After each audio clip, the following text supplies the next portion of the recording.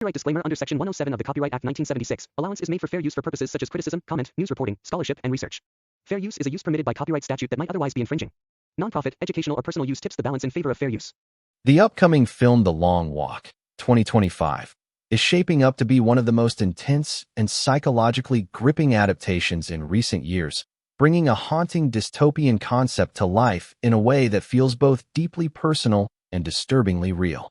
The story revolves around a brutal competition set in a near-future society, where 100 teenage boys are forced to participate in a deadly walking contest. The rules are simple but terrifying. Keep walking at a steady pace, never slow down below the limit, and never stop. If you receive 3 warnings, you are eliminated permanently. And in this world, elimination doesn't mean losing, it means death. This chilling premise alone sets the tone for a story that is not just about survival, but about endurance, humanity, and the breaking point of the human mind. As the film begins to unfold, we are introduced to the main protagonist, a young boy who enters the competition not fully understanding the psychological and physical toll it will demand. Like many of the participants, he initially carries a mix of determination, fear, and curiosity. Each contestant comes from a different background, representing various layers of society, which adds emotional depth to the narrative. Some join for fame, others for desperation, and a few simply because they have nothing left to lose. This diversity among characters becomes one of the strongest emotional drivers of the film, as friendships form, rivalries ignite, and moral dilemmas begin to surface. The cast of the film plays a crucial role in bringing this intense story to life. The young actors portraying the contestants are expected to deliver deeply emotional performances, capturing everything from hope and fear to madness and despair. Supporting roles, including authority figures overseeing the competition, add another layer of tension, representing the cold and calculated system that thrives on the suffering of these boys. Visually, the film is expected to adopt a raw and immersive style, focusing heavily on the physical journey of the characters. Long stretches of road, endless landscapes, and changing weather conditions all contribute to the oppressive atmosphere. The road itself becomes a character, relentless, unforgiving, and symbolic of the journey each participant must endure. The cinematography is likely to emphasize realism, capturing the exhaustion in every step, the sweat, the pain, and the gradual deterioration of both body and mind. As time passes, the tone becomes darker, reflecting the emotional and psychological breakdown of the contestants. One of the most compelling aspects of the story is how it explores the concept of control and power. The competition is broadcasted, turning a deadly event into a form of entertainment for the masses. This creates a disturbing parallel to modern society, where people consume content without always considering its human cost. The audience within the film cheers, bets, and watches as lives are lost, highlighting the desensitization that can occur when suffering becomes a spectacle. This theme adds a layer of social commentary, making the film not just a thriller, but also a reflection on human nature and societal values. As the journey progresses, the relationships between the contestants become more complex. Some form alliances, helping each other stay motivated and maintain the required pace. Others begin to see each participant as a threat, knowing that only one can survive in the end. The emotional weight of these interactions grows heavier with each passing mile, as characters are forced to make difficult choices. Do they help a struggling friend and risk their own survival, or do they focus solely on themselves? These moments create powerful emotional conflicts that drive the narrative forward. The psychological aspect of the film is where it truly stands out. The constant pressure, lack of rest, and fear of death begin to take a toll on the contestants. Hallucinations, emotional breakdowns, and moments of desperation become more frequent as the story unfolds. The line between reality and imagination starts to blur, creating an unsettling atmosphere that keeps the audience on edge. Each step becomes a battle, not just against physical exhaustion, but against the mind itself.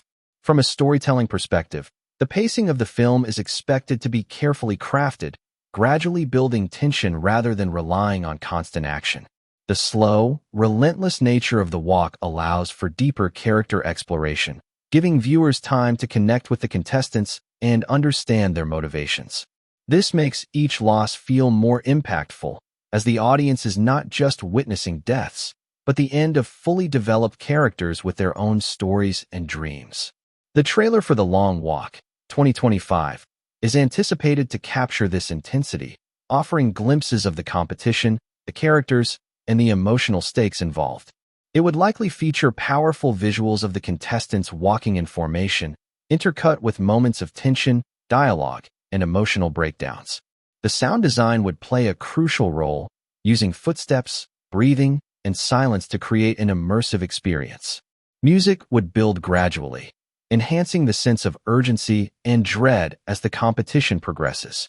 As anticipation builds for the film's release, fans of dystopian stories and psychological thrillers are already showing strong interest. The concept itself is timeless, yet it feels incredibly relevant in today's world.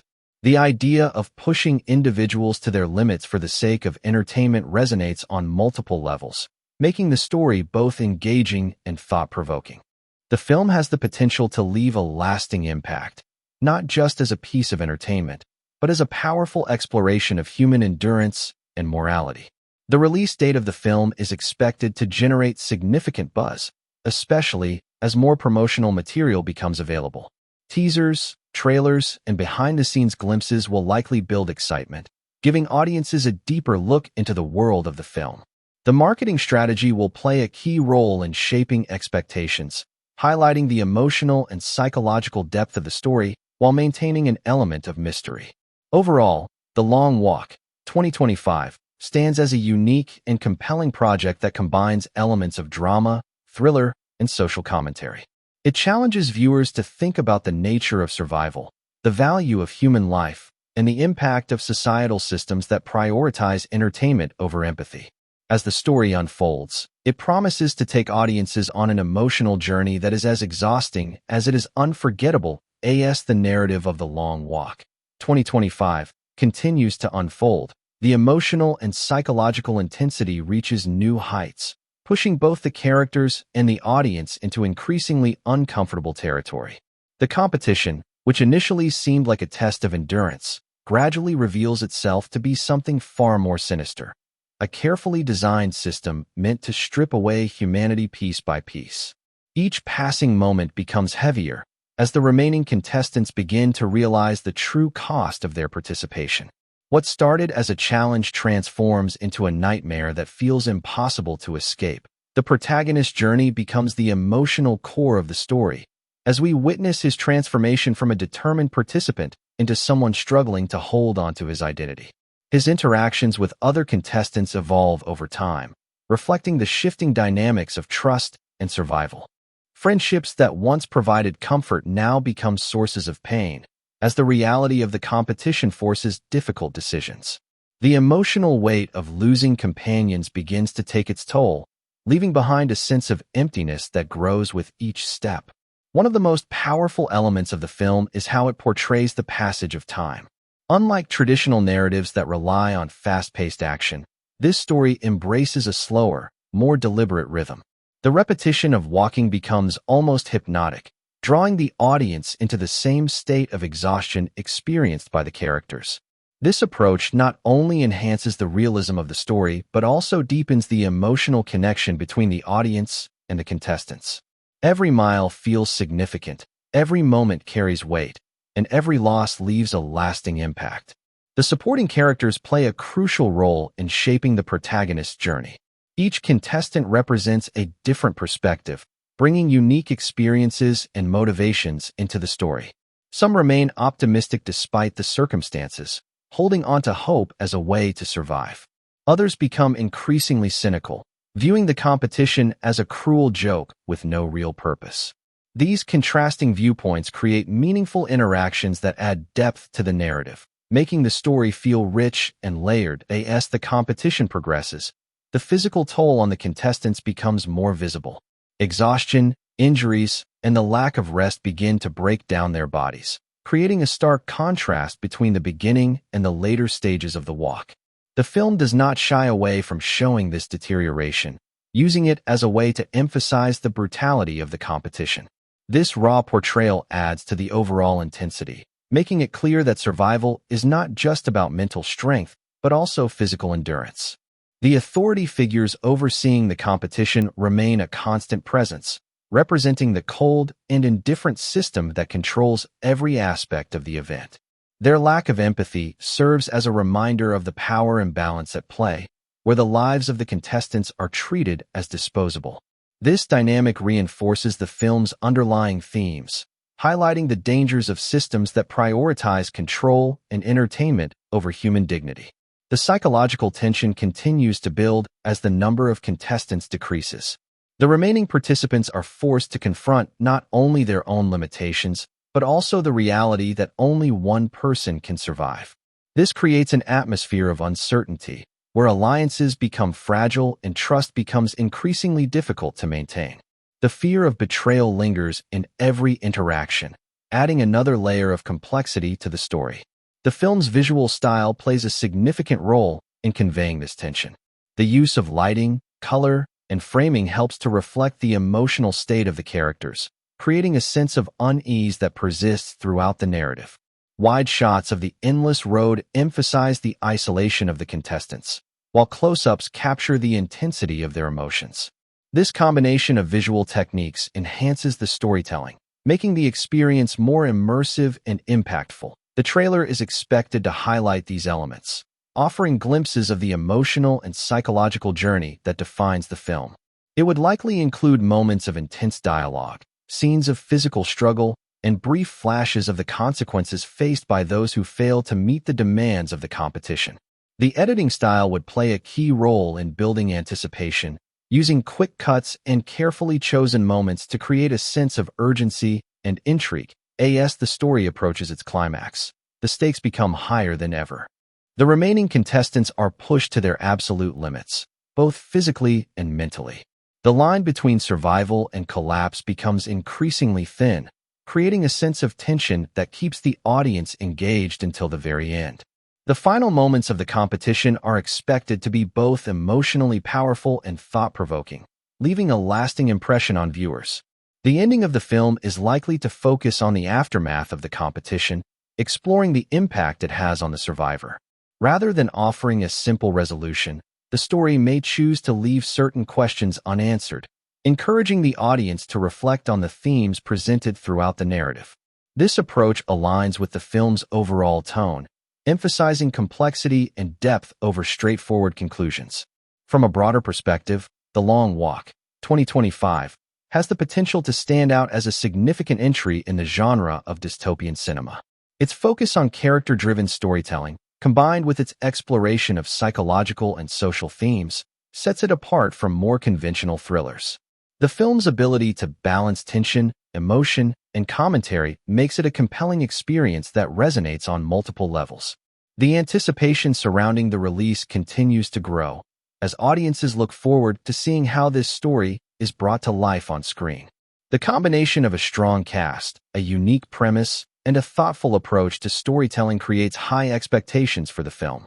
If executed well, it could become a memorable and impactful addition to modern cinema. In the end, the true strength of The Long Walk, 2025, lies in its ability to make the audience feel the journey. It is not just a story about a competition, but a deeply human exploration of endurance, morality, and the will to survive. Every step taken by the characters carries meaning, every decision has consequences, and every moment contributes to a narrative that is as challenging as it is compelling. This is a film that does not simply entertain. It stays with you, leaving you intrigued about its themes long after the final scene fades away. As the story moves beyond what feels like a natural conclusion, the lingering impact of the journey begins to settle in, creating a deeper and more haunting layer to the narrative. What makes this continuation so compelling is that it doesn't rely on action or spectacle anymore, but instead leans heavily into the emotional aftermath and the psychological scars left behind. The walk may be over, but in many ways, it never truly ends for the one who survives. The road, the rules, the faces of those who fell behind, they all continue to exist in memory, replaying again and again like an echo that refuses to fade. The survivor is no longer just a participant in a competition. He becomes a symbol, a living reminder of something the world both glorifies and refuses to fully confront. There is a strange duality in how he is perceived. On one hand, he is celebrated, admired, and elevated as someone who achieved the impossible. On the other hand, there is an unspoken discomfort in the way people look at him, as if they are aware, at least on some level, that his victory came at a cost too heavy to truly comprehend. This contrast creates a powerful emotional tension that defines the tone moving forward. What becomes increasingly clear is that survival did not bring peace. Instead, it introduced a different kind of struggle, one that is quieter but far more persistent. The physical exhaustion may have faded, but the mental weight remains. Simple things, silence, footsteps, even the sight of an open road, can trigger memories that pull him back into the experience. These moments are not dramatic in a traditional sense, but they carry a subtle intensity that makes them just as impactful. The film uses these quiet scenes to explore trauma in a way that feels grounded and authentic, avoiding exaggeration and instead focusing on the eye. Internal battle. There is also a growing awareness of the system that created the walk in the first place. During the competition, the focus was survival, moment to moment, step by step. But now, with distance, comes perspective. Questions begin to form. Questions that were impossible to consider during the walk itself. Why does this system exist? Who truly benefits from it? And perhaps most importantly, why do people continue to accept it? These questions don't always have clear answers, but their presence adds a layer of depth that transforms the story from a personal journey into something much larger. The world around the survivor feels unchanged on the surface, but there is an underlying tension that suggests otherwise. The same structures, the same authority figures, the same rules still exist. Life continues as if nothing happened, as if the walk was just another event. This normalization is one of the most unsettling aspects of the story, highlighting how easily even the most extreme forms of suffering can be absorbed into the routine of society. It creates a sense of unease that lingers in every interaction, every conversation, every moment of silence. At the same time, there are subtle signs that not everything is as stable as it seems. Small cracks begin to appear, hinting at the possibility of change. These moments are not presented in an obvious or dramatic way, but rather through quiet details, glances, whispers, and brief exchanges that suggest a growing awareness among others. It's not a full rebellion, not yet, but it feels like the beginning of something. This slow build-up adds a layer of anticipation, making the audience question where the story might go next. The survivor's internal conflict becomes the driving force of this continuation. There is a constant tension between wanting to move forward and being unable to let go of the past. He struggles to reconcile who he was before the walk with who he has become after it. This identity crisis is portrayed with a level of nuance that makes it deeply relatable, even within the extreme context of the story. It's not just about what he experienced, but how those experiences have reshaped his understanding of himself and the world around him. Relationships also take on a different meaning in this phase of the story. Interactions with others are often marked by a sense of distance, as if there is an invisible barrier that cannot be crossed. People may try to understand, to connect, but there is always a gap, an unbridgeable difference between those who witnessed the walk and those who lived it. This creates moments that are both emotional and isolating, reinforcing the idea that some experiences cannot be fully shared. The pacing here is noticeably slower, but intentionally so. It allows the story to breathe, to explore the consequences of what has already happened rather than rushing into something new. This approach might feel unexpected for viewers who anticipate a continuation of the same intensity as the walk itself, but it ultimately serves a different purpose. Instead of building tension through external conflict, it focuses on internal struggle, creating a more reflective and thought-provoking experience. Visually, this part of the story would likely shift in tone as well. The harsh, relentless environment of the road gives way to more controlled, structured settings, but the sense of unease remains. Lighting, color, and composition continue to play a crucial role in conveying emotion, often using contrast to highlight the difference between appearance and reality. Scenes may feel calm on the surface, but there is always something beneath, something unresolved. The idea of memory becomes a central theme, not just as a personal experience, but as something that shapes perception and identity. The survivor is constantly navigating between the present and the past, trying to find a way to exist in both without being consumed by either. This creates a narrative that feels layered and complex, where even the smallest moments carry significance. As this continuation develops, it also opens the door to a broader exploration of the world in which the story takes place. The walk is no longer the only focus. It becomes part of a larger system that influences every aspect of life. This expansion adds depth to the narrative, making it feel more immersive and interconnected. It raises the stakes in a different way, shifting from individual survival to the possibility of systemic change. The emotional tone remains consistent with what came before, but it evolves in a way that feels natural. The intensity is still there, but it is quieter, more introspective. Instead of the constant pressure of the walk, there is a lingering weight that never fully disappears. This creates a different kind of engagement, one that relies on reflection rather than adrenaline. What makes this continuation particularly powerful is its refusal to offer easy answers. It doesn't simplify the experience or provide a clear resolution. Instead, it embraces complexity, allowing the story to remain open-ended in a way that encourages thought and discussion.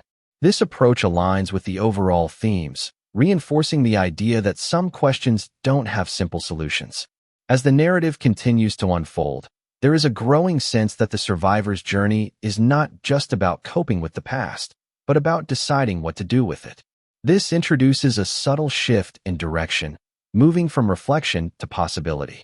It suggests that while the past cannot be changed, it can still influence the future in meaningful ways in many ways. This part of the story feels like a bridge, connecting what has already happened with what might come next. It doesn't rely on dramatic twists or sudden changes, but instead builds gradually, layer by layer. This slow progression makes every development feel earned, creating a sense of authenticity that strengthens the overall narrative. The impact of the walk continues to ripple outward, affecting not just the survivor, but the world around him.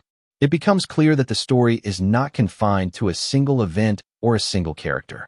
It is part of something larger, something ongoing. This realization adds a sense of scale that expands the scope of the narrative without losing its emotional core. By the time this continuation reaches its later moments, there is a feeling of quiet transformation. Not a complete resolution, not a definitive ending, but a shift, a subtle change in perspective that suggests growth, even in the face of lingering pain.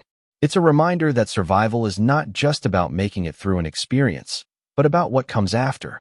And in that sense, the story of the long walk continues to evolve, moving beyond the road itself and into something deeper, something more enduring.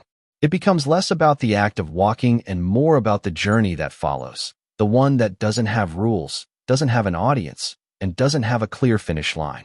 That is where the story finds its most powerful meaning, in the space between what was and what could be, leaving the audience with a sense of reflection that stays long after the final moment fades. As the journey continues to unfold beyond survival and reflection, the story begins to shift into something even more complex, where quiet resistance, inner awakening, and the weight of truth slowly start to collide.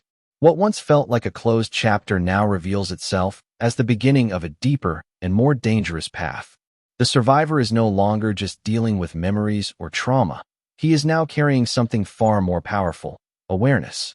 And awareness, in a world built on control, is often the most threatening thing of all. There is a noticeable change in how he sees everything around him. The same streets, the same people, the same systems that once felt normal now appear distorted, almost artificial. It's as if the walk stripped away a layer of illusion, exposing the reality underneath. Conversations feel different. Smiles seem forced. Even silence carries meaning. This heightened perception creates a constant tension, as if he is no longer fully part of the world he returned to. He exists within it, but at the same time, he stands outside of it, observing, questioning, and slowly understanding things he was never meant to see. At the heart of this phase lies a growing conflict between fear and purpose. There is a part of him that wants to disappear, to live quietly, to avoid drawing attention. After everything he has endured, that instinct is natural. But there is another part, stronger, more persistent, that refuses to stay silent. It is fueled by the faces he remembers, the voices he can't forget, and the realization that what happened to him is not an isolated event. The walk will happen again. New participants will be chosen. The cycle will continue unless something changes. This realization becomes a turning point. The story subtly transitions from internal struggle to the possibility of external impact. It is not a sudden shift into action or rebellion, but a slow, deliberate movement toward it. Small decisions begin to carry larger consequences. A simple question asked in the wrong place, a moment of hesitation, a glance held for too long. These become signs that something is building beneath the surface. The system that controls the walk is still present, still powerful, and still watching. That sense of surveillance adds an entirely new layer of tension. Every move feels observed, every choice potentially dangerous. It creates an atmosphere where trust becomes even more fragile than before. The survivor must constantly evaluate who he can speak to, who he can rely on, and who might unknowingly, or intentionally, put him at risk. This uncertainty keeps the narrative grounded in suspense, even without the physical intensity of the walk itself. At the same time, there are subtle indications that he is not alone in his thoughts. Other individuals, though cautious and reserved, seem to carry the same unease, the same quiet questions. These connections are not immediate or obvious. They develop slowly, through brief interactions and shared moments of understanding.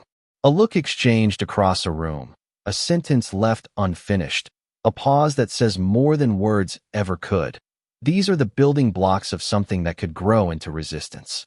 The emotional weight of the past remains ever present, but it begins to take on a different role. Instead of being just a source of pain, it starts to become a source of strength.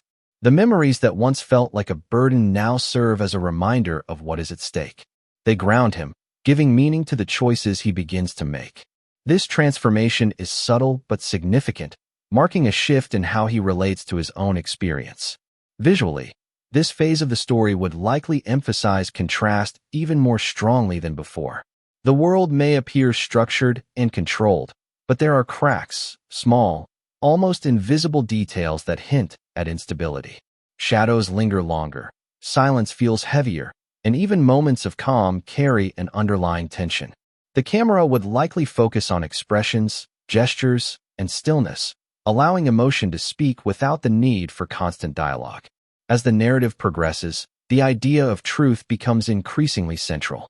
Not just the truth of what happened during the walk, but the larger truth about the system that created it. There is a sense that information is controlled, shaped, and presented in a way that maintains order. Breaking through that control is not easy. It requires courage, patience, and a willingness to face consequences that could be just as severe as the walk itself. The survivor's journey begins to intersect with this idea in meaningful ways. He is no longer just reacting to his past. He is starting to act with intention. The decisions he makes are careful, calculated, and often filled with risk. There is no clear path forward, no guaranteed outcome.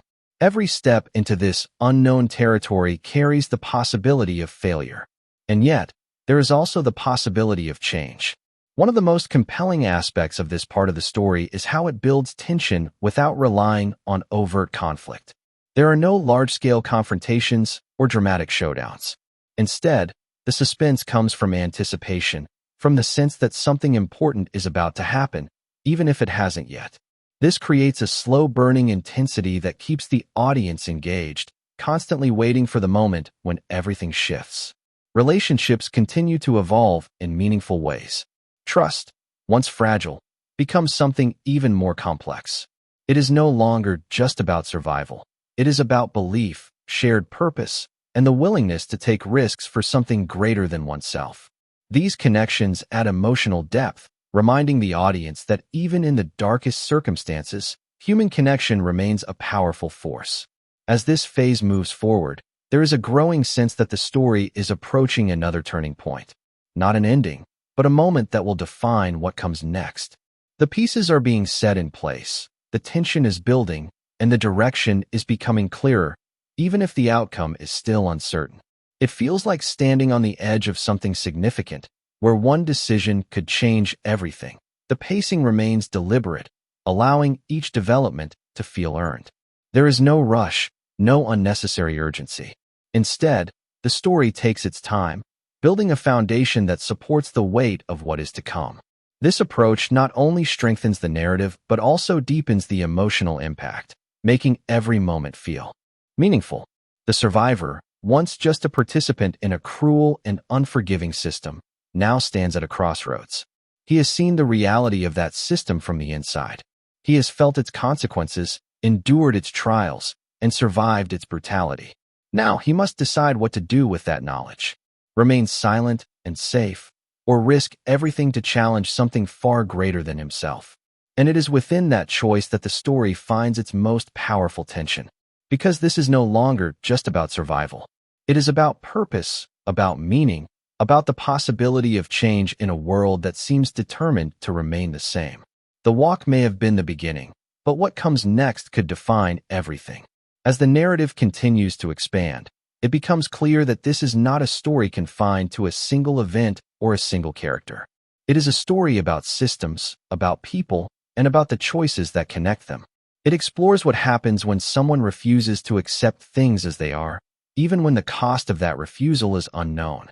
By the end of this phase, there is a quiet but undeniable shift. The tone remains tense, the atmosphere still heavy, but there is also something new, something subtle but powerful, a sense of direction, a feeling that the story is moving towards something inevitable, not because it is forced, but because it has been building all along. And in that sense, the journey continues, not as a repetition of what has already happened, but as an evolution of it. The road is no longer just a place of suffering. It becomes a symbol of choice, of movement, of the path that lies ahead. And whatever comes next, it will not be easy, it will not be simple, but it will matter. As everything continues to build toward an inevitable collision between truth and control, the story enters its most tense and defining phase, where every choice begins to carry irreversible consequences. The quiet resistance that once existed only in thoughts and subtle exchanges now starts to take shape in ways that can no longer remain hidden. What makes this stage so powerful is that it doesn't suddenly explode into chaos, but instead tightens its grip slowly, like a storm gathering strength before it finally breaks. The survivor now stands in a position he never asked for but can no longer avoid.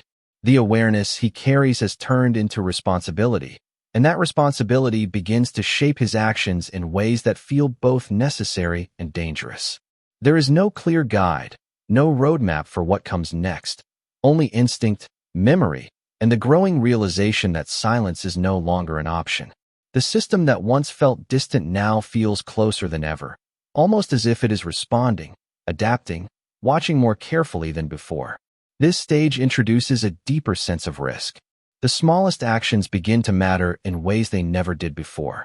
A conversation held in the wrong place, a question asked too directly, a moment of hesitation. Any of these could lead to consequences that spiral far beyond control. This constant pressure creates an atmosphere where tension exists in every scene, even when nothing obvious is happening.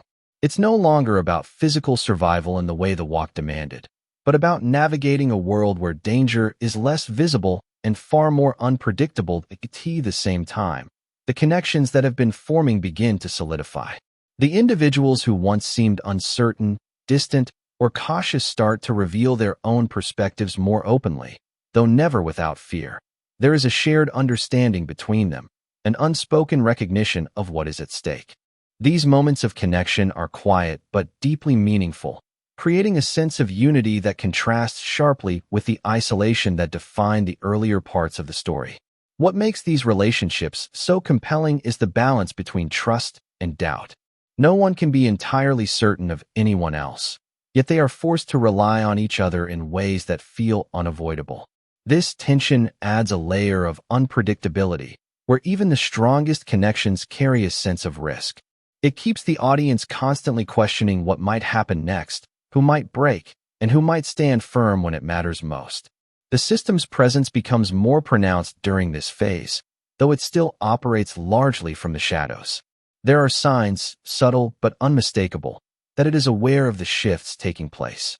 The feeling of being watched intensifies, turning ordinary moments into sources of unease.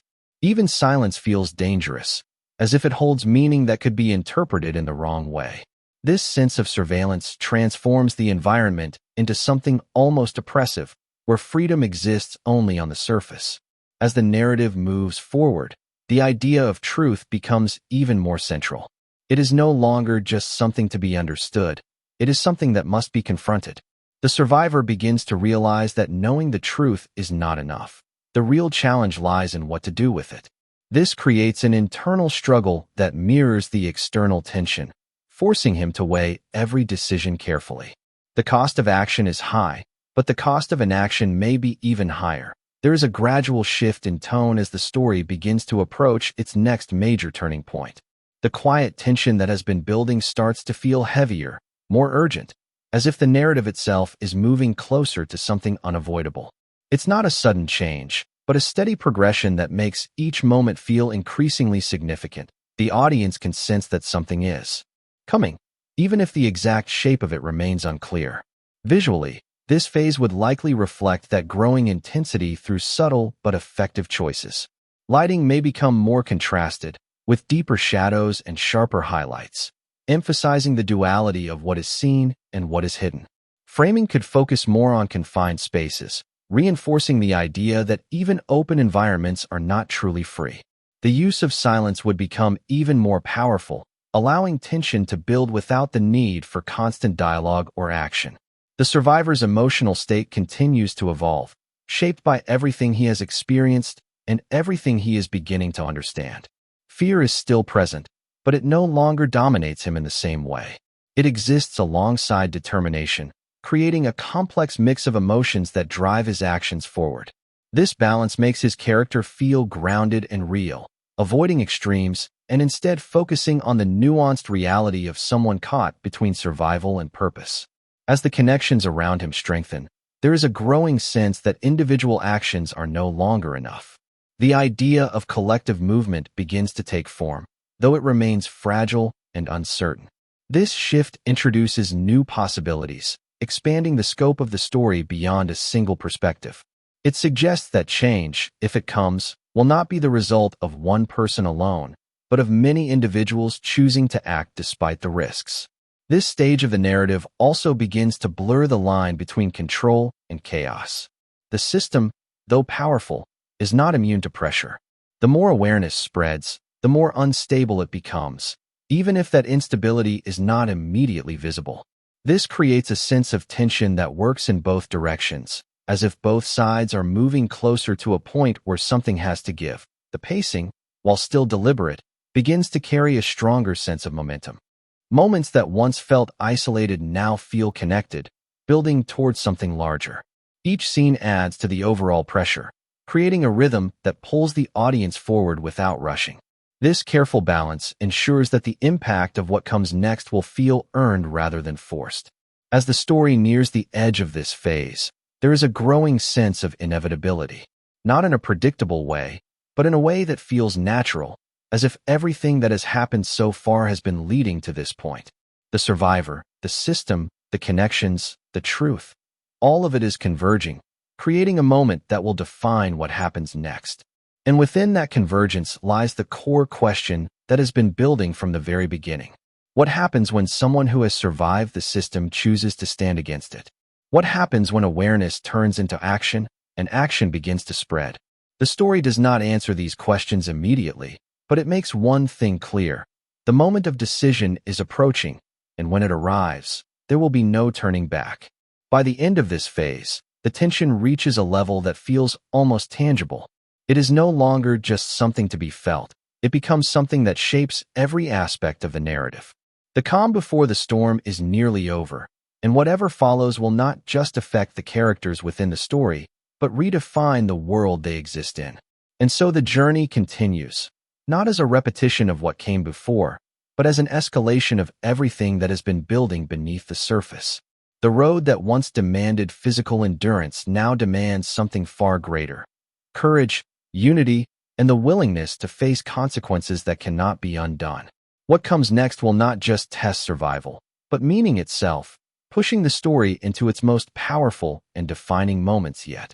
As the story pushes into its most critical and defining stage, everything that has been building, every emotion, every choice, every quiet moment of resistance, finally begins to converge into something that can no longer be contained.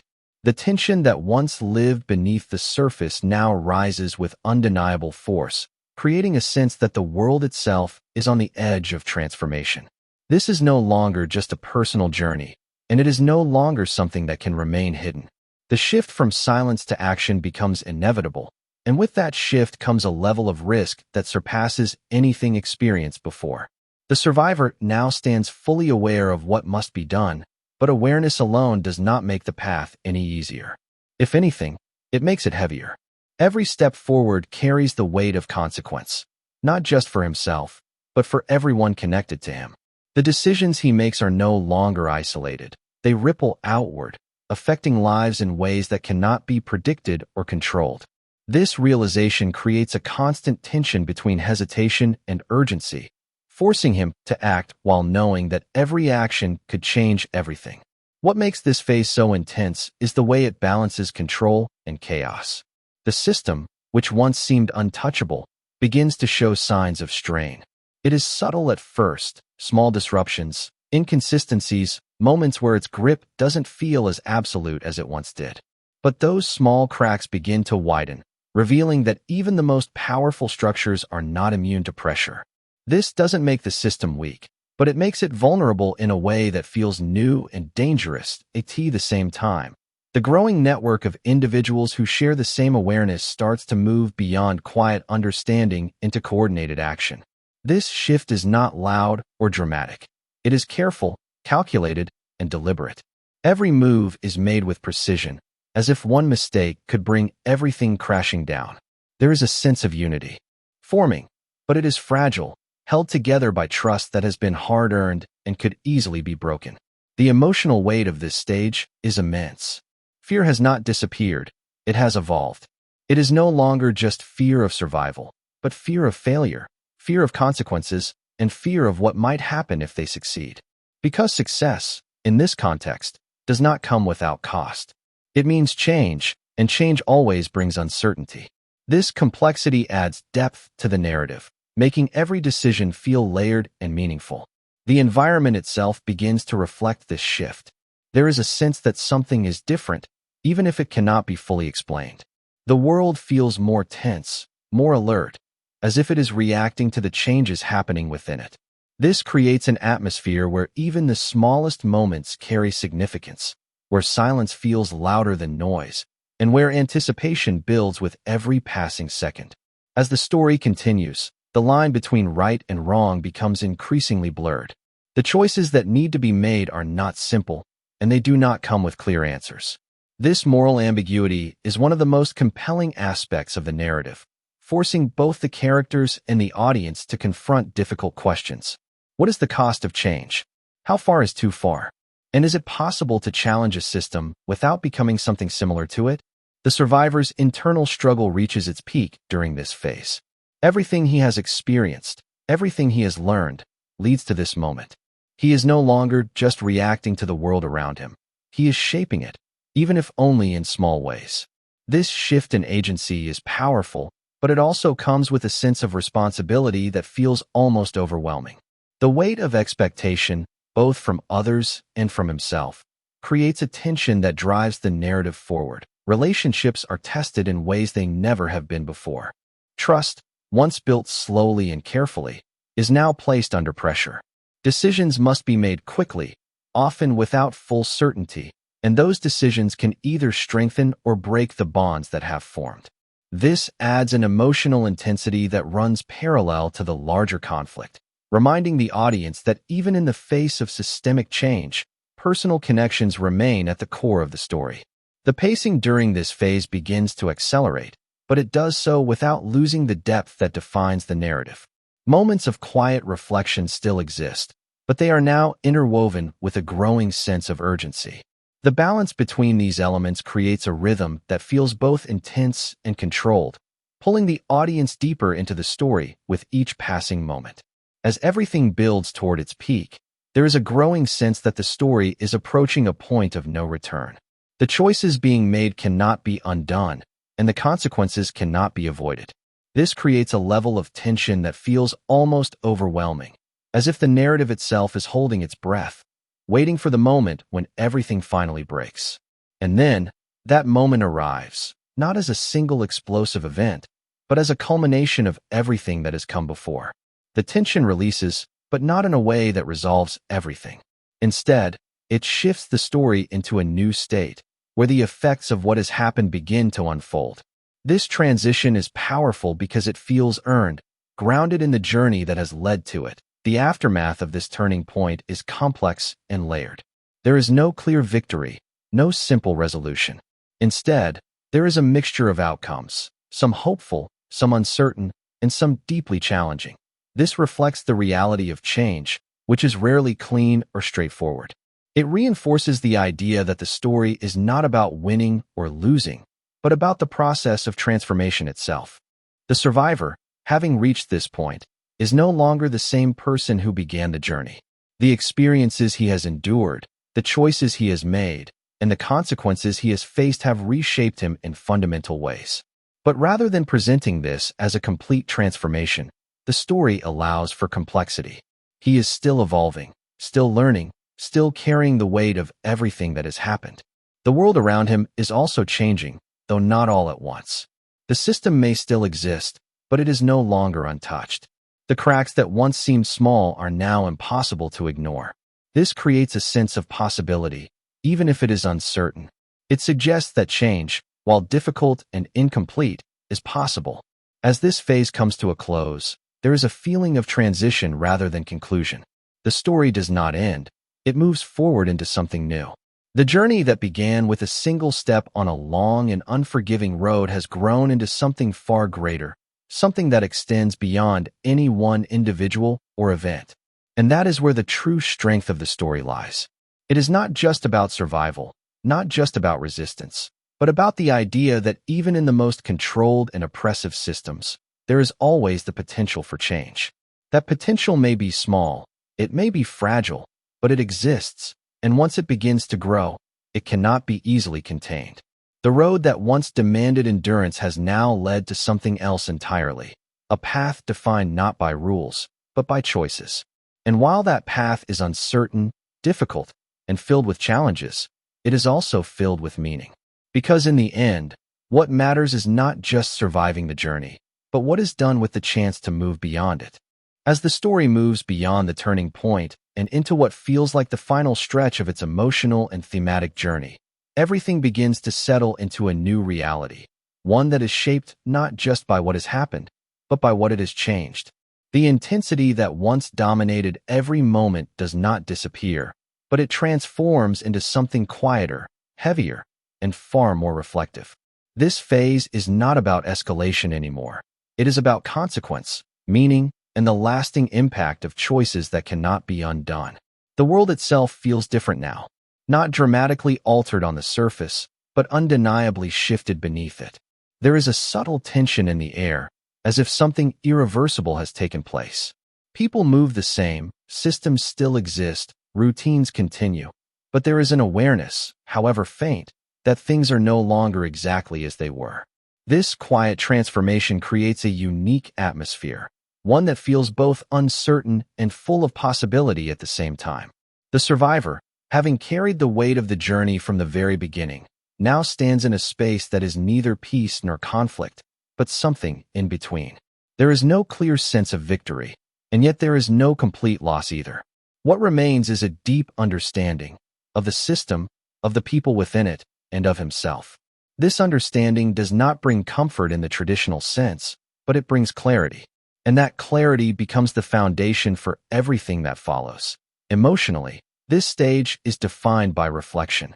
The memories of the walk, the faces of those who didn't make it, the moments of fear, connection, and loss, they all remain present. But they are no longer overwhelming in the same way. Instead, they exist as part of something larger, something that continues to shape the survivor's perspective without completely consuming him. This balance is delicate, but it represents growth, a sign that the journey, while never truly over, has evolved. The relationships that have formed throughout the story also begin to find their place within this new reality. Some connections remain strong, built on shared experience and mutual understanding. Others fade, unable to survive the weight of what has happened. This natural shift reflects the complexity of human connection, especially in the aftermath of something so intense. Not everything can last, and not everything is meant to, but what remains carries a deeper meaning. There is also a growing recognition of the broader impact of everything that has occurred. The events that once seemed isolated are now understood as part of a larger system, one that has been affected in ways both visible and unseen. The changes may not be immediate or complete, but they are there, slowly unfolding. This creates a sense of continuity, suggesting that the story does not end here. It continues, even if the focus begins to shift. One of the most powerful aspects of this phase is its restraint. There is no need for dramatic conclusions or exaggerated resolutions. Instead, the story allows itself to breathe, to exist in a space where not everything is answered and not everything is resolved. This approach feels authentic, honoring the complexity of the journey rather than simplifying it for the sake of closure. The visual tone during this stage would likely reflect that same sense of quiet transformation. The harsh contrasts and oppressive atmosphere of earlier moments give way to something more balanced, though not entirely free of tension. Light and shadow coexist in a way that feels natural, symbolizing the duality of what has been gained and what has been lost. The environment no longer feels like an enemy, but it is not entirely safe either. It exists in a state of uncertainty, much like the characters themselves. As the narrative continues, there is a subtle but important shift toward the idea of legacy. What does it mean to survive something like the walk? What responsibility comes with that survival? These questions are not answered directly, but they linger, shaping the direction of the story. The survivor is no longer just living with what happened. He is beginning to define what it means moving forward. This sense of purpose is not loud or obvious. It does not come with grand speeches or dramatic declarations. Instead, it is reflected in small choices, quiet actions, and moments of intention. It is a slow and steady process, one that feels grounded and real. And in that subtlety lies its strength. The system, while still present, no longer feels as absolute as it once did. It has been challenged, tested, and changed, even if only slightly. This shift does not mean it is gone, but it introduces the idea that it is not untouchable. That realization alone carries weight, creating a sense of possibility that did not exist before. At the same time, there is an understanding that change is not immediate. It takes time, effort, and continued action. The story does not pretend otherwise. It acknowledges the difficulty of transformation, the resistance that comes with it, and the uncertainty that follows. This honesty adds depth, making the narrative feel grounded rather than idealistic. As the final moments of this phase begin to take shape, there is a growing sense of calm, not because everything has been resolved, but because the direction is clearer. The chaos that once defined the journey has given way to something more stable, even if it is still evolving. This calm is not an ending, but a transition, a moment of pause before whatever comes next. The survivor's journey, which began with a simple step on an unforgiving road, has led him to a place of understanding that goes far beyond survival. He has seen the system from within, experienced its consequences, and played a role in challenging it. That experience cannot be undone, and it will continue to shape him, in ways both seen and unseen. And yet, there is something else now, something that did not exist at the beginning. A sense of agency. A belief, however fragile, that choices matter.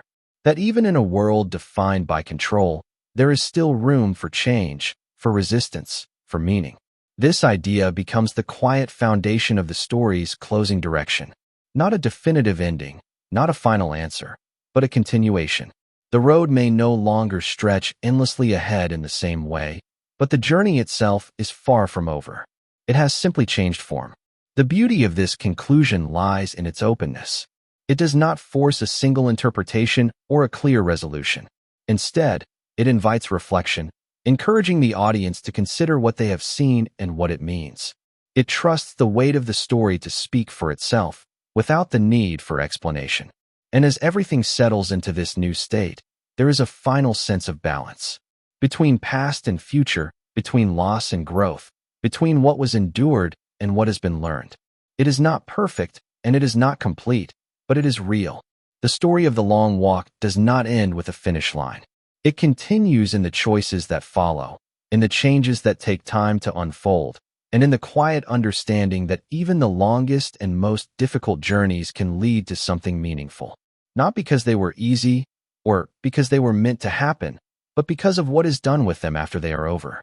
As the journey reaches what feels like its final layer, the story settles into a space that is defined not by action or resistance, but by meaning, reflection, and the quiet weight of everything that has come before. There is no longer a need for escalation, no need for conflict to prove its point. Instead, what remains is something far more lasting. The understanding that every step, every loss, every moment of fear and courage has shaped something that cannot be undone.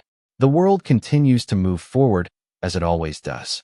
Systems remain, structures still stand, and life resumes its rhythm. But beneath that surface, there is a shift that cannot be ignored. It may not be visible to everyone. It may not be acknowledged openly, but it exists. The events that unfolded have left an imprint, not just on the survivor, but on the world around him. It is subtle, almost invisible, but it carries a quiet significance that gives the story its final depth. The survivor himself no longer feels like someone who is simply reacting to the world. He has moved beyond that. There is a calmness in the way he exists now, not the absence of pain, but the acceptance of it. The memories remain, the experiences still live within him, but they no longer control him in the same way. Instead, they have become part of who he is, shaping his perspective without defining his entire existence. There is something powerful in that balance. It shows that survival is not just about enduring, but about integrating what has been endured into something that can coexist with the present. It is not about forgetting or moving on in a simple sense, but about finding a way to carry the past without being consumed by it. This quiet transformation becomes one of the most meaningful aspects of the story. As the narrative continues, there is a growing sense that the focus is no longer on what has happened, but on what comes after. The future is not clearly defined, and it is not meant to be. Instead, it is open, shaped by choices that are still being made. This openness gives the story a sense of realism, acknowledging that life does not provide clear endings, only transitions. The relationships that remain also reflect this sense of continuation. They are not perfect, not untouched by what has happened, but they are real. They exist in a space where understanding does not require explanation, where silence can hold meaning, and where connection is defined not by words, but by shared experience. These relationships do not need resolution. They simply need to exist. There is also a quiet recognition of those who were lost along the way. Their absence is not filled or replaced. It is acknowledged. The story does not attempt to soften that loss or turn it into something simple. Instead, it allows it to remain as it is, painful, meaningful, and permanent. This honesty adds to the emotional depth, ensuring that the journey never loses its impact. The environment, once harsh and oppressive, now feels different, not because it has changed entirely, but because the perspective has changed. The road that once symbolized endurance and suffering now carries a different meaning. It is no longer just a place of pain, but a reminder of what was faced and what was survived. It exists as a symbol, not of control, but of the journey itself. As everything moves toward its final moments, there is a sense of stillness that settles in. Not emptiness, but a kind of quiet clarity. The chaos has passed, the intensity has softened, and what remains is something steady. This stillness allows the story to breathe, to exist without needing to prove anything further. The survivor's role in the story, which once felt uncertain and reactive, now feels defined in a different way. Not by labels or expectations, but by understanding. He is no longer just someone who survived the walk. He is someone who carries its meaning forward. That meaning is not fixed or singular. It evolves, shaped by time, by choices, and by the world around him. There is also a sense that the story, while reaching its conclusion, is not truly ending. It is simply moving beyond the frame of what has been shown. The journey continues in ways that are not fully visible, in moments that are not captured, in decisions that are yet to be made. This openness gives the narrative a sense of life beyond itself, making it feel complete without being closed.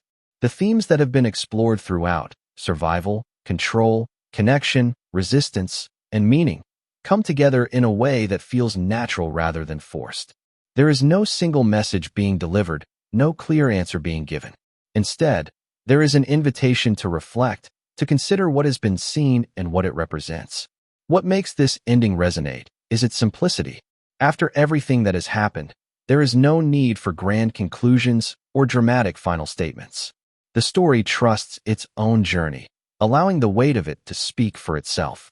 This restraint gives it a lasting impact, one that stays with the audience long after the final moment. The final images, if imagined visually, would likely reflect this sense of quiet resolution. Perhaps the road once again, but not in the same way as before. Not endless, not oppressive, but open. A path that continues, not as a test, but as a choice. The survivor moving forward, not because he has to, but because he can. And in that image lies the true essence of the story. Not the walk itself, not the system, not even the struggle, but the idea that even in the most controlled and unforgiving circumstances, there is always the possibility of movement, of change, of something beyond what is expected. The story does not claim that everything is fixed or that the world has been transformed completely. It does not offer that kind of certainty. Instead, it offers something more grounded, the understanding that change begins in small ways, that it takes time, and that it is never guaranteed. But it is possible. As the narrative fades into its final note, there is a sense of completion that comes not from resolution, but from acceptance. The journey has been long, difficult, and filled with moments that cannot be undone. But it has also led to something meaningful, something that exists beyond the events themselves.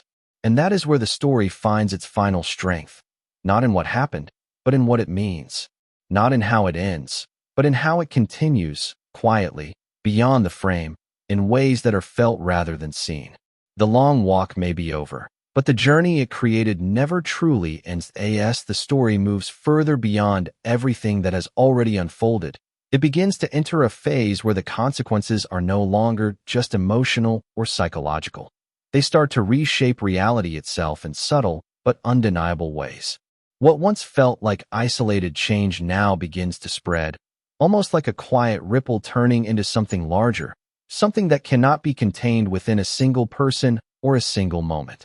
The survivor is no longer standing alone in his awareness. What once existed only within him has now begun to reflect in others more clearly, more openly, though still carefully. There is a shift in the way people observe, in the way they react, in the way silence is held. It's no longer just unease, it's recognition. And recognition is powerful because it cannot easily be erased once it takes hold. This stage of the story introduces a new kind of tension, not the fear of immediate danger, but the tension of something growing. It is quieter, but in many ways, more impactful. Because growth, once it begins, carries momentum. And that momentum, even when slow, can lead to change that feels inevitable. The system, which once operated with complete confidence and control, begins to feel that shift as well. Not in a way that causes immediate collapse, but in a way that forces adaptation. There are signs, small, calculated adjustments, changes in behavior, increased observation. It is as if the system itself is becoming aware that something has changed, even if it cannot fully identify what that change is. This creates a dynamic where both sides are evolving at the same time. The individuals who carry awareness are becoming more connected, more intentional. And the system, in response, becomes more cautious, more controlled, more precise. This balance creates a tension that feels almost like a silent standoff. No direct confrontation yet, but an undeniable sense that both sides are preparing for something. The survivor finds himself at the center of this shift, though not by choice. His role is no longer defined by what he did, but by what he represents. And that weight is different from anything he has carried before. It is not about endurance or resistance. It is about influence. The way he exists, the way he thinks, the way he chooses to act, it all carries meaning beyond himself. This realization does not bring comfort. If anything, it brings a new kind of pressure. Because influence cannot be undone easily. It shapes others, whether intentionally or not. And with that comes responsibility, something that cannot be ignored, even if it is not fully understood. There is also a growing complexity in how he interacts with the world. Conversations are no longer simple exchanges. Every word feels layered, every silence intentional. There is a constant awareness of what is being said, what is not being said, and what it might mean. This creates a depth in communication that reflects the overall tone of this phase. Nothing is surface level anymore. At the same time, the emotional landscape continues to evolve. The intensity of earlier pain has softened, but it has not disappeared. Instead, it exists as something steady, something that informs rather than overwhelms. This allows the survivor to move forward in a way that feels more controlled, more deliberate. The connections around him also continue to grow, though they remain cautious. Trust is still fragile, but it is stronger than before. It is built not just on shared experience, but on shared understanding of what lies ahead. There is a sense that everyone involved knows the risks, but chooses to move forward anyway. What makes this stage particularly compelling is the way it builds anticipation without revealing direction too quickly. The story does not rush into conflict or resolution. Instead, it allows the tension to develop naturally, creating a sense that something significant is approaching, even if its exact form is still unknown. Visually, this phase would likely emphasize stillness and detail. Small movements, subtle expressions, quiet environments, these become the focus. The absence of chaos becomes its own kind of intensity, drawing attention to what is about to happen rather than what is currently happening. The idea of change continues to grow, but it remains grounded. It is not dramatic or immediate. It is slow, layered, and complex. This makes it feel real, reinforcing the idea that meaningful transformation does not happen all at once. As the narrative progresses, there is a subtle shift in energy. The uncertainty that once defined everything begins to take on a different shape. It is still present, but it feels more directed, more focused. It is no longer just about what might happen. It is about what is being prepared. The survivor, standing within this evolving landscape, begins to understand that his journey is far from over. What he experienced was not an ending, but a beginning. The walk may have defined him once, but it no longer controls the direction of his life. That direction is now shaped by choice, by awareness, and by the growing sense that something larger is unfolding. There is no clear destination yet, no defined outcome, but there is movement, and that movement, even in its quietest form, carries power. As this part reaches its final moments, there is a feeling of alignment, of pieces coming together, of tension finding its shape. It is not a resolution, not even close, but it is a step closer to something that feels inevitable, and that inevitability is what gives this stage its strength. Because the story is no longer asking if something will happen, it is preparing for when it will happen. The road that once demanded survival now leads towards something else entirely. Not escape, not control, but change. And while that change remains uncertain, it is no longer impossible that as the story continues into this next phase, the sense of inevitability that had been quietly building now begins to take on a clearer shape. What once felt distant and undefined starts to move closer, not with sudden force, but with a steady and undeniable presence. The tension that has been growing beneath every moment no longer feels hidden. It becomes something that can be felt in the air, in the silence, in the way people look at one another without needing to speak. The survivor finds himself standing at a point where hesitation is no longer sustainable. The time for observation and quiet understanding is slowly giving way to something more active, more intentional. Yet even now, there is no dramatic shift into chaos. Instead, the story holds on to its grounded tone, allowing every step forward to feel deliberate, measured, and deeply considered. There is a noticeable change in how the world responds. The system, once distant and untouchable, feels closer than ever, not necessarily more visible, but more present. Its influence can be sensed in subtle ways, in patterns that repeat too perfectly, in moments that feel controlled rather than natural. This growing awareness creates an atmosphere where even normal interactions carry an underlying tension, as if everything exists within a structure that is always watching, always adjusting. At the same time, the network of individuals who share this awareness becomes more defined. What began as scattered connections now starts to resemble something more cohesive. There is still caution, still uncertainty, but there is also a growing sense of purpose. These individuals are no longer just reacting to what they understand. They are beginning to think ahead, to consider what might come next and how they might face it together. This shift introduces a new layer of complexity. It is no longer just about understanding the system, but about navigating it in a way that creates space for change without triggering immediate collapse. The balance is delicate, almost impossible to maintain perfectly. Every action must be weighed, every decision carefully considered. This creates a constant tension between moving forward and holding back, between progress and preservation. The survivor's role within this evolving dynamic becomes more defined, though not in a way that feels comfortable. He is no longer just a part of what is happening. He is becoming a point of direction, whether he wants to be or not. Others begin to look toward him, not for answers, but for clarity. And that expectation brings with it a weight that is different from anything he has carried before. Internally, this creates a conflict that is both subtle and powerful. There is a part of him that resists this role, that questions whether he is capable of carrying it, whether he should carry it at all.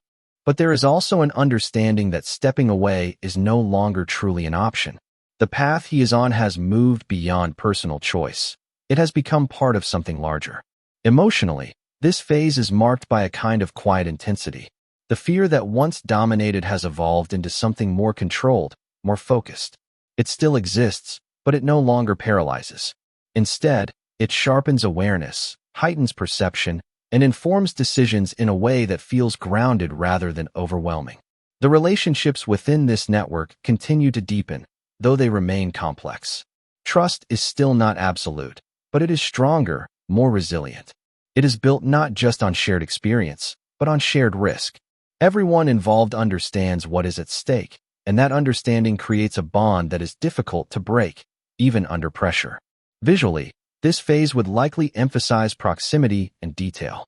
The camera would linger on expressions, on small movements, on moments that reveal more than words ever could. The environment would feel closer, more contained, reinforcing the idea that space itself is limited, controlled, and constantly observed.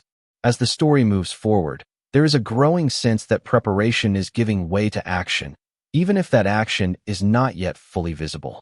The pieces that have been slowly aligning are now beginning to move, creating a momentum that feels both controlled and unstoppable.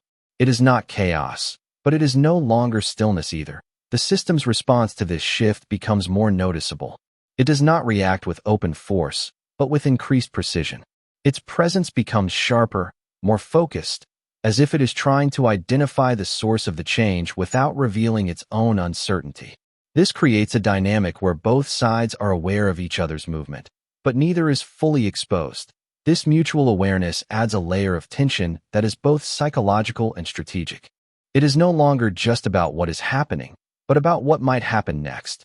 Every move carries implication, every pause carries meaning. The story becomes a careful dance between action and restraint, where timing is everything. The survivor, standing within this delicate balance, begins to understand that the next step will define everything that follows. There is no longer the option to wait indefinitely. The momentum that has been building demands direction, demands a choice that will shape the path ahead. And yet, that choice is not simple. It is not clear, not obvious. It requires not just courage, but clarity, a deep understanding of what matters and what must be risked to protect it. This moment of decision is not loud or dramatic, but it carries a weight that is felt in every part of the story. As this phase approaches its end, there is a sense of alignment that becomes impossible to ignore. The tension, the awareness, the connections, all of it is converging toward a point that feels inevitable. Not because it was forced, but because it has been building naturally, step by step, moment by moment. The road that once represented survival now represents something far more complex. It is no longer just a path to endure, it is a path to choose. And that choice, once made, will not just affect the survivor, but everyone connected to him. There is no turning back now. The story is no longer preparing for change. It is standing on the edge of it. And what happens next will not just continue the journey, it will redefine it. As the narrative moves into this next phase, the sense of inevitability begins to sharpen into something far more immediate. What once felt like a slow build of pressure now starts to feel like a structure reaching its limit, every part of it strained by the weight of everything that has come before. The story no longer feels like it is approaching change. It feels like it is standing inside it, right at the moment before everything shifts. The survivor's awareness deepens in a way that is no longer just emotional or psychological, but strategic.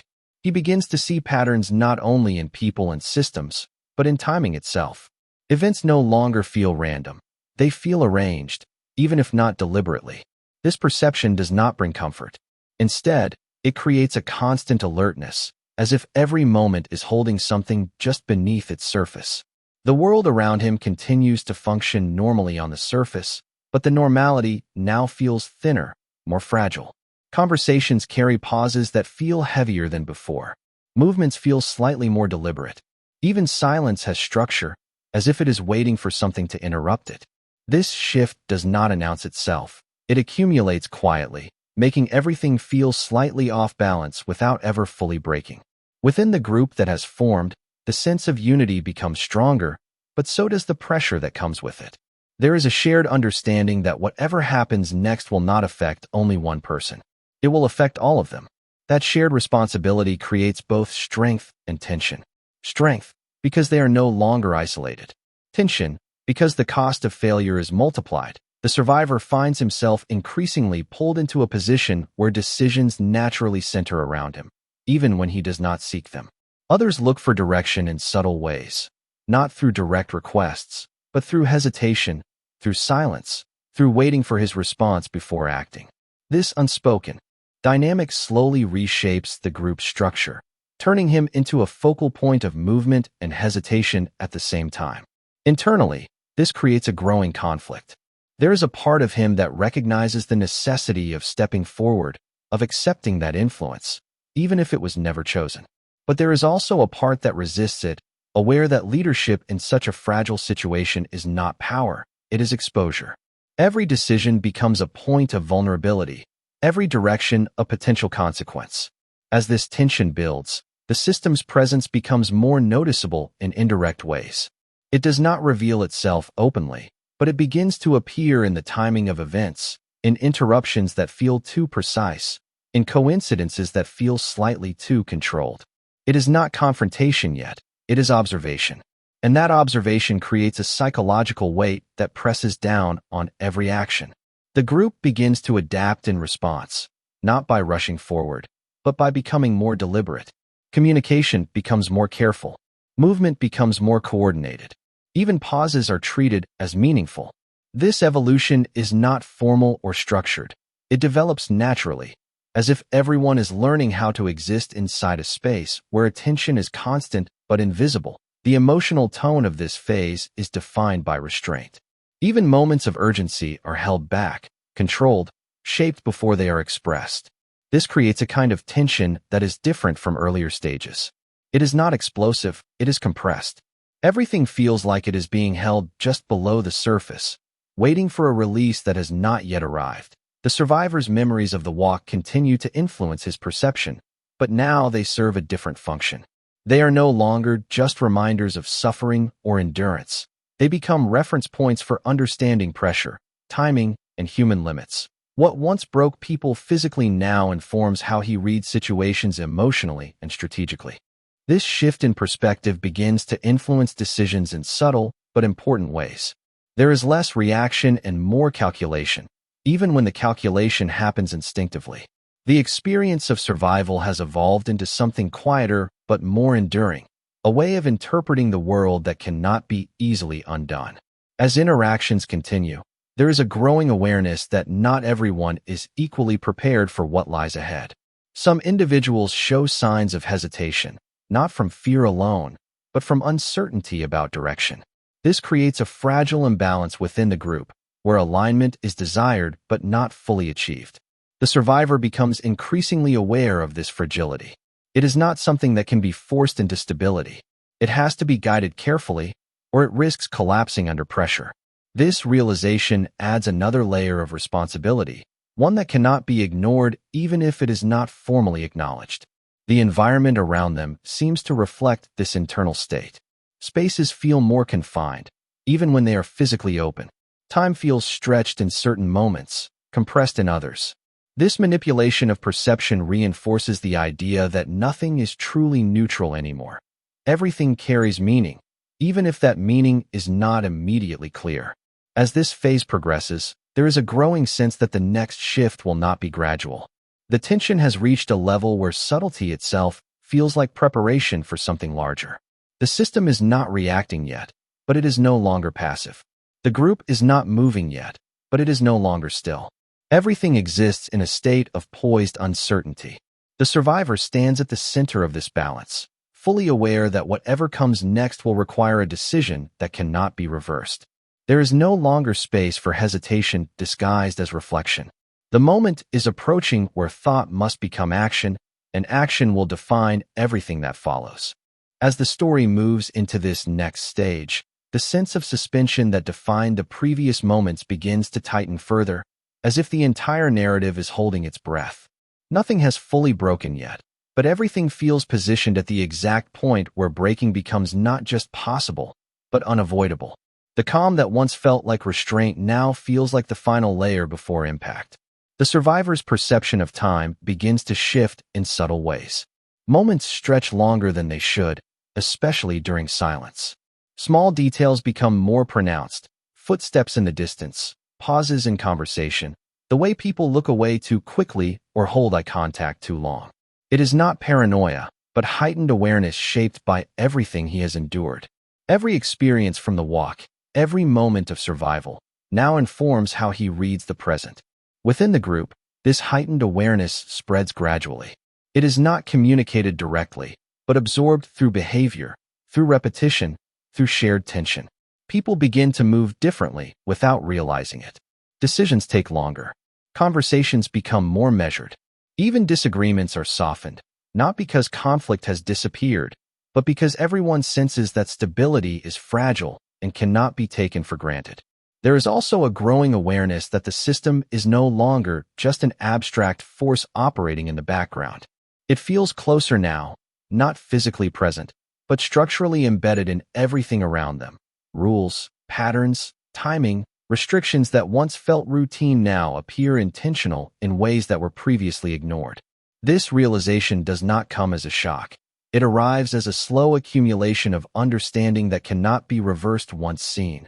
The survivor begins to recognize a shift within himself as well. The emotional intensity that once defined his reactions has transformed into something more controlled, but also more persistent. It is no longer about reacting to fear or pressure in the moment. It is about carrying awareness continuously, even when nothing is actively happening. That constant awareness becomes both a tool and a burden. At the same time, the group dynamic starts to show signs of strain beneath its surface unity. While there is still cooperation, there are also unspoken differences in interpretation. Not everyone is processing the situation in the same way. Some are preparing for confrontation. Others are hoping for avoidance. And some are still trying to understand what kind of moment they are even approaching. These differences do not break the group, but they introduce friction that cannot be ignored. The survivor finds himself in a position where he can sense these fractures without needing them to be spoken. He understands that unity in such a moment is not a fixed condition. It is something that must be actively maintained. And that maintenance requires choices that are not always comfortable. Every word he speaks, every silence he holds, has weight beyond its immediate context. Meanwhile, the system's presence continues to manifest in increasingly subtle ways. There are adjustments in behavior from those who are not part of the group, changes in patterns that feel too precise to be coincidence, and moments where observation feels implied, even without evidence. This creates a psychological environment where certainty becomes difficult to hold on to, even when logic suggests stability. What makes this phase particularly intense is that nothing overt has happened yet. There is no direct confrontation, no visible collapse, no explicit escalation. And yet the pressure continues to build, not through events, but through awareness. The characters are no longer waiting for something to happen. They are living inside the recognition that something already is happening, just not fully revealed. The survivor's internal conflict also deepens, though in a quieter form. It is no longer about whether he is capable of acting, but about what kind of action will define the outcome. He understands that neutrality is no longer an option. Even inaction becomes a form of decision, and that realization removes any remaining space for avoidance. Emotionally, this creates a state that is difficult to define. It is not fear in the traditional sense, nor is it confidence. It is something closer to clarity under pressure, a recognition that the path forward is narrowing, and that every step is moving closer to a point where choice becomes irreversible. Visually, this phase would feel even more compressed than before. Spaces would seem tighter, not physically but emotionally. Scenes would rely heavily on stillness, on framing that emphasizes proximity, on moments where nothing happens except the weight of expectation. Even light and sound would feel restrained, as if the environment itself is waiting. As the narrative continues to progress, there is a growing sense that this stage is not the climax, but the final preparation before it. The alignment of individuals, the awareness of the system, the internal clarity of the survivor, all of it is converging slowly, inevitably, toward a point that has not yet arrived but can no longer be avoided. And in that convergence lies the defining tension of this moment. Nothing has changed yet, but everything is already different. The structure remains, the world continues, the conversation carries on, but beneath it all, something irreversible is forming. The story does not rush to reveal it. Instead, it allows the pressure to exist, to build, to settle into every layer of the narrative. Because what comes next will not just be another step forward. It will be the moment where waiting itself ends. As the story continues into this next phase, the sense of inevitability that has been building begins to take on a sharper edge, as if the structure holding everything in place is no longer just strained, but actively shifting. What once felt like quiet anticipation now starts to resemble alignment. Pieces not only approaching each other, but beginning to lock into position in ways that cannot be ignored. The survivor feels this change more clearly than anyone else, not because he is in control of it, but because he has become more sensitive to patterns that others still overlook. There is a difference now in how moments unfold. Timing feels less random, interactions feel less accidental, and even silence feels structured, as if it is part of something larger that is slowly revealing itself layer by layer. Within the group, awareness has deepened, but it has also become more complicated. The shared understanding that once unified them is now being tested by interpretation. Everyone agrees that something is coming, but not everyone agrees on what that means or how it should be faced. This creates a subtle but constant tension, where agreement exists at the surface, but uncertainty exists underneath it. The survivor finds himself navigating this space carefully. He is no longer just part of the group's awareness. He is becoming a reference point for it. When uncertainty appears, it often settles near him, as if others are unconsciously waiting for clarity that he himself is still trying to define. This unspoken expectation adds pressure, but it also reinforces his awareness of how fragile the situation truly is at the same time. The system's influence becomes more difficult to ignore, not because it becomes louder, but because it becomes more precise. It appears in structure rather than presence, in timing rather than force.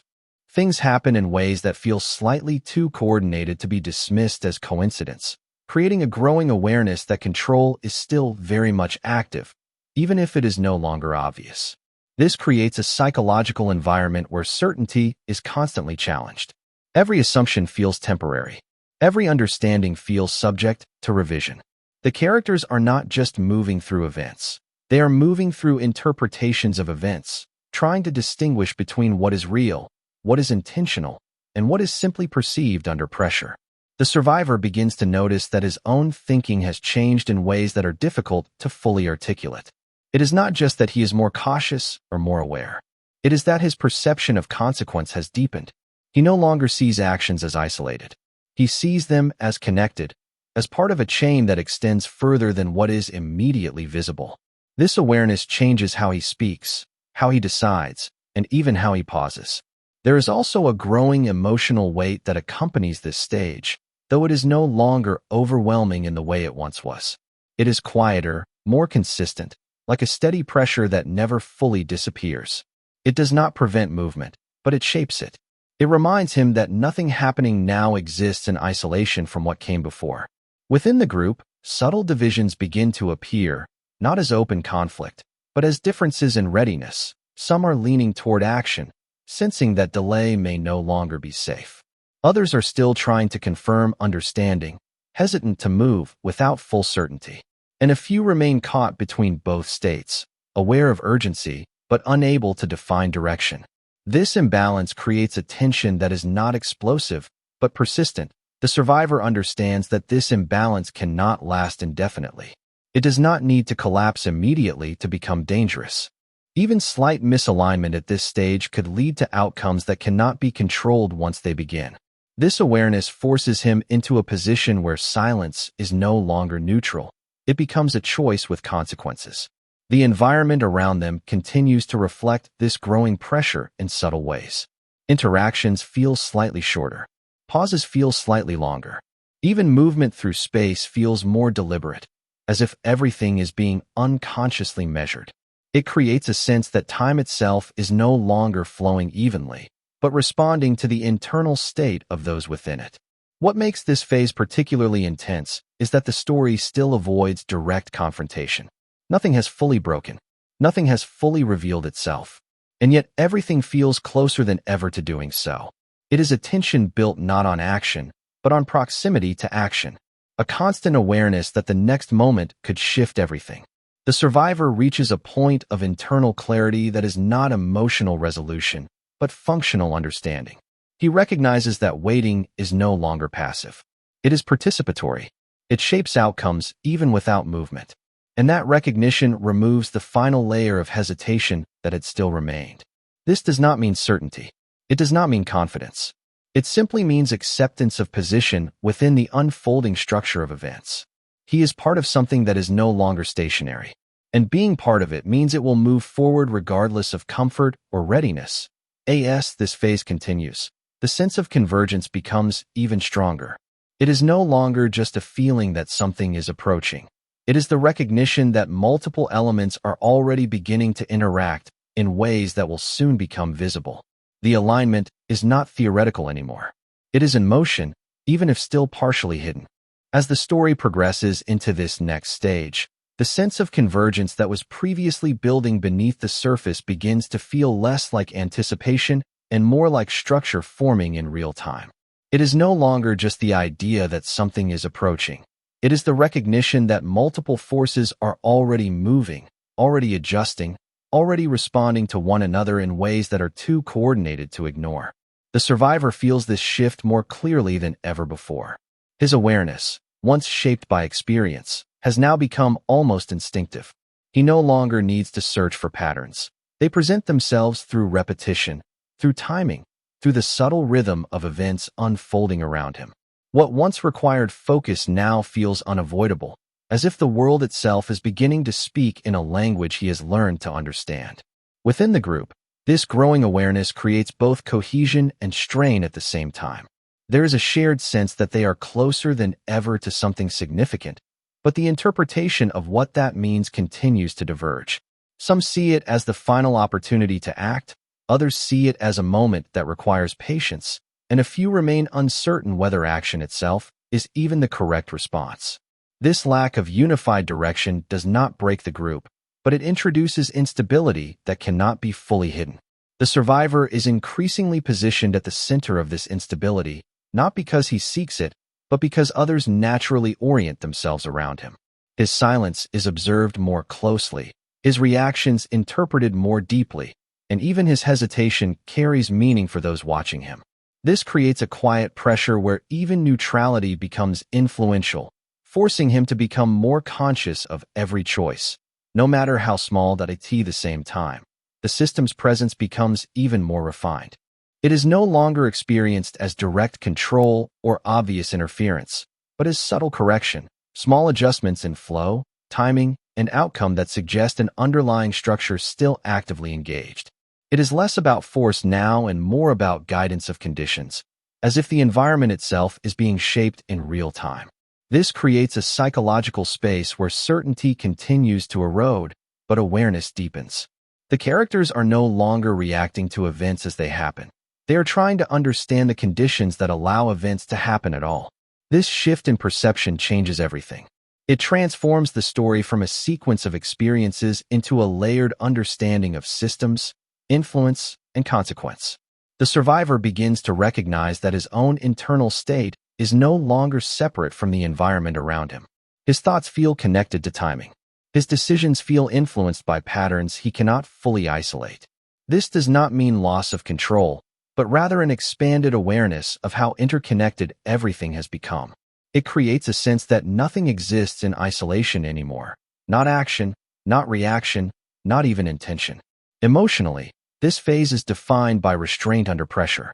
There is no collapse, no panic, no dramatic shift into chaos. Instead, there is a controlled intensity that continues to build without release. It feels like holding something heavy for too long without knowing when it will be set down. That sustained tension becomes the defining emotional texture of this stage. Within the group, subtle shifts in behavior begin to emerge more clearly. People start speaking less in possibilities and more in probabilities. Conversations become less abstract and more directional. Even uncertainty is now framed in terms of readiness rather than confusion. This evolution reflects a growing acceptance that something unavoidable is approaching, even if its exact form remains undefined. The survivor observes these changes with increasing clarity, understanding that the group is no longer just reacting to awareness. They are beginning to organize around it.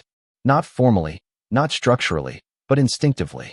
This creates a fragile but undeniable movement toward alignment, as if separate threads are slowly beginning to weave into a single direction. The environment continues to reinforce this feeling in subtle ways. Spaces feel slightly more compressed, not physically but perceptually. Distances seem shorter or longer depending on context. Moments of silence feel more loaded than before, as if they are holding meaning that has not yet been spoken. This creates a constant sense that everything is slightly out of equilibrium, but stabilizing towards something unknown. The survivor's role in this evolving structure becomes more complex. He is no longer just interpreting the situation. He is being interpreted by it. Others look to him not for answers, but for signals. His reactions are treated as indicators, his decisions as references. This transforms every action into something that carries weight beyond its immediate purpose. Despite this, there is no clear shift into leadership or control. Instead, there is ambiguity. He is central, but not defined. Influential, but not directing. This in-between state creates a tension that is difficult to resolve because it exists without formal acknowledgement, yet still shapes outcomes in subtle ways. As this phase continues, the convergence that has been building becomes increasingly difficult to ignore. It is no longer just a sense of approaching change. It is the recognition that multiple streams of action, awareness, and structure are now beginning to interact in ways that will inevitably produce consequence. The exact form of that consequence remains unclear, but its arrival feels closer with every passing moment. As the story moves into this next phase, the sense of inevitability that has been building now begins to feel less like pressure and more like movement. Not sudden, not chaotic, but steady, organized, and increasingly difficult to ignore. It is as if the entire structure of events has reached a point where it is no longer waiting for permission to unfold. It is already unfolding, even if the full shape of it has not yet been revealed. The survivor experiences this shift in a more immediate way now. His awareness is no longer just interpretive, it feels predictive. He begins to sense outcomes before they fully materialize, not in a supernatural sense, but through recognition of patterns that have become too consistent to dismiss. This creates a strange emotional state where anticipation and observation merge, making every moment feel slightly ahead of itself. Within the group, this change is also becoming more visible. Conversations are shorter but more direct. Decisions are made with less hesitation. Even uncertainty is beginning to take on a structured form, as if everyone is unconsciously preparing for something that still cannot be named. There is less discussion about if and more focus on when, even if no one openly acknowledges that shift. This subtle transformation strengthens the cohesion between individuals, but it also increases the pressure on that cohesion. Because alignment under uncertainty is fragile, it depends on shared perception, and perception is not always consistent. Small differences in interpretation begin to matter more than before, even when they seem insignificant on the surface. The survivor remains at the center of this evolving dynamic, not through intention but through function. His behavior, his decisions, even his pauses are now treated as indicators of direction. This does not give him control in any traditional sense, but it places him in a position where influence happens without explicit authority. That creates a weight that is difficult to define, because it cannot be rejected without consequence, yet it cannot be fully embraced without risk. At the same time, the system's presence becomes even more abstract. It is no longer perceived as something external acting upon them, but as something embedded within the structure of events themselves. It is in timing, in repetition, in the way certain possibilities appear more likely than others. This creates a shift in how reality is interpreted. Nothing feels purely accidental anymore, even when no clear cause can be identified. This growing uncertainty does not lead to confusion in the traditional sense. Instead, it produces heightened attention. Every detail feels potentially meaningful. Every delay, every interruption, every unexpected coincidence becomes something worth noticing. This state of awareness is exhausting, but it also sharpens perception in ways that cannot be turned off once activated. Emotionally, this phase is defined by containment. There is energy building, but it is not yet released. There is understanding forming, but not yet finalized. Everything exists in a state of controlled buildup, where expression is constantly delayed by awareness of consequence. This creates a tension that is internal rather than external, but no less intense. The group begins to operate with increasing synchronization, though not through formal structure. It happens organically, through repetition and shared instinct. Movements begin to align. Decisions begin to mirror one another. Even pauses begin to feel coordinated without being planned. This creates the impression of unity forming under pressure rather than through agreement. The survivor notices this without needing it to be explained. He understands that synchronization under uncertainty is both a strength and a vulnerability. It increases efficiency, but it also increases exposure. Because the more aligned a group becomes, the more predictable it is, and predictability in this environment carries risk. There is also a growing awareness that time itself feels different. Not literally changing, but perceived differently depending on context. Some moments feel extended, as if they are holding something that has not yet arrived. Others feel compressed, as if they are passing too quickly to fully process. This distortion of perception adds to the sense that the story is moving toward a point where normal flow will no longer apply. The survivor's internal state continues to evolve alongside this external shift. He is no longer reacting to uncertainty as something unfamiliar. Instead, he is adapting to it as a constant condition. This does not bring comfort, but it does bring stability. Because once uncertainty becomes normal, it no longer destabilizes. It simply defines the environment. Within this structure, small decisions begin to carry disproportionate weight. A single choice can redirect multiple outcomes, not because of immediate consequence, but because of how it aligns with the broader pattern now forming. This makes every action feel like part of something larger, even when its immediate effect appears minimal. As this phase continues, the sense of convergence grows stronger, but it remains unresolved. There is no release yet, no definitive shift, no visible breaking point. Instead, there is accumulation of awareness, of pressure, of alignment. Everything is moving toward something, but that something still exists just beyond reach, and that distance is what defines this stage. Not absence, but proximity. Not chaos, but contained motion. The feeling that everything is already in motion, even if the moment of impact has not yet arrived.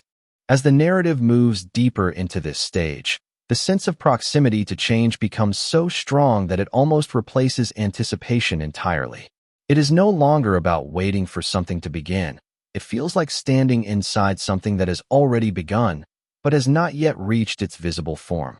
Every layer of the story now operates under that invisible pressure, where nothing is fully static, even when nothing is explicitly moving. The survivor's awareness reaches a level where interpretation becomes continuous rather than situational. He is no longer reading moments one by one. Instead, he is constantly aware of flow, how events connect, how timing influences perception, how small variations in behavior can shift larger outcomes. This ongoing awareness does not feel like effort anymore. It feels like condition, something that cannot be turned off even when nothing is happening. Within the group, this shift becomes more pronounced in behavior than in speech. People are speaking less about uncertainty itself and more about structure, how to move, when to move, what movement even means in a space where everything feels observed indirectly. Even without explicit acknowledgement, there is a growing sense that spontaneity is fading. Actions are becoming shaped before they are taken. The survivor notices this transformation not as a command or agreement, but as convergence of instinct. Everyone is adjusting in parallel, even without coordination. That parallel adjustment creates a subtle but powerful form of alignment. It is not unity through communication, but unity through shared pressure. And that makes it more fragile, because it depends on perception rather than instruction. The system's presence, meanwhile, becomes increasingly indistinct from the environment itself. It no longer feels like an external force acting upon them. Instead, it feels like a structural logic embedded in everything around them. Patterns of response, timing of interruptions, even the way space feels during certain moments all contribute to the sense that nothing is operating randomly anymore. This creates a psychological shift where control is no longer something to look for, it is something to assume. That assumption changes how everything is interpreted. A pause is no longer just a pause. A delay is no longer just timing. Everything carries the possibility of intentional structure behind it, even when no structure is visible. The survivor begins to feel this most strongly in moments of silence. Silence is no longer empty. It feels dense, like it contains information that has not yet been accessed. This changes how he exists within it. He no longer waits for silence to end. He reads it, processes it, tries to understand what it is holding back. Emotionally, this phase shifts into something more internalized than before. Earlier tension was built on fear and anticipation. Now, it is built on continuity, a constant state of awareness that does not spike or drop, but persists. This creates a form of endurance that is less physical and more cognitive, enduring awareness rather than enduring event. The group's internal dynamics also begin to stabilize in a way that feels slightly unnatural. Not because everything is resolved, but because differences are being absorbed rather than expressed. People are adjusting rather than debating, aligning rather than arguing. This does not eliminate tension, it compresses it. And compressed tension tends to last longer before release. The survivor recognizes that this form of stability is not final. It is transitional. It exists because all participants are subconsciously preparing for something that requires coordination without formal structure. That preparation is happening beneath conversation, beneath intention, beneath conscious planning at the same time. The environment continues to reinforce this sense of structured inevitability. Movement through space feels increasingly directional, as if pathways are narrowing not physically, but in terms of perceived choice. Options still exist, but they feel less distinct from one another, as if outcomes are gradually aligning toward fewer possibilities. The survivor begins to understand that this reduction in perceived choice is not necessarily restriction, it is refinement. The system, or whatever structure is governing these conditions, does not need to eliminate options. It only needs to shape perception of them. And that is far more subtle and far more effective. As this understanding deepens, there is a shift in how decisions are made. They are no longer weighed against fear alone. They are weighed against structure, against timing, against alignment, against consequence that extends beyond immediate visibility. This makes even simple choices feel layered, as if they are connected to something much larger than the moment itself. The most important change in this stage, however, is not external, it is internal clarity. The survivor no longer sees the situation as something unfolding around him. he begins to see it as something unfolding through him as well. His role is not separate from the system of events anymore. It is part of it. This realization does not bring resolution. It brings orientation, a sense of where he exists within the structure of what is happening, even if he does not fully understand where that structure leads. That orientation is enough to change how he moves, how he responds, and how he interprets every interaction. As the phase continues, the sense of convergence intensifies once again, but in a quieter form than before. It is not louder. It is more precise. Less about build-up, more about alignment reaching completion. The feeling that separate elements are no longer approaching each other. They are preparing to meet. As the story moves into this next stage, the sense of convergence that has been building for so long finally begins to feel less like an abstract pressure and more like a structured direction. It is no longer just the feeling that something is approaching. It is the recognition that multiple paths, once separate, are now bending toward a shared point. Not with chaos, but with precision that feels almost unsettling in its quietness. The survivor experiences this shift in a way that is no longer purely interpretive. His awareness has matured into something closer to recognition without effort. Patterns that once required attention now reveal themselves immediately, as if the world is no longer hiding its structure from him. This does not make things clearer in the comforting sense. It makes them more layered, more interconnected, and more difficult to simplify. Within the group, behavior begins to reflect this same structural alignment. There is less hesitation in movement, but also less spontaneity. Decisions are made with a kind of silent agreement that does not require verbal confirmation. It is not unity in the traditional sense. It is convergence of instinct. Everyone is responding to the same invisible pressure, even if they interpret it differently. The survivor notices that his influence within this environment has become more embedded rather than expressed. He is no longer simply someone others look toward. He has become part of the way decisions form. His reactions, even the smallest ones, subtly shape the rhythm of the group. This creates a position that is difficult to define, neither leader nor follower, but something closer to a stabilizing point within motion at the same time. The system's presence becomes even more difficult to isolate. It no longer feels like an external force acting upon the situation.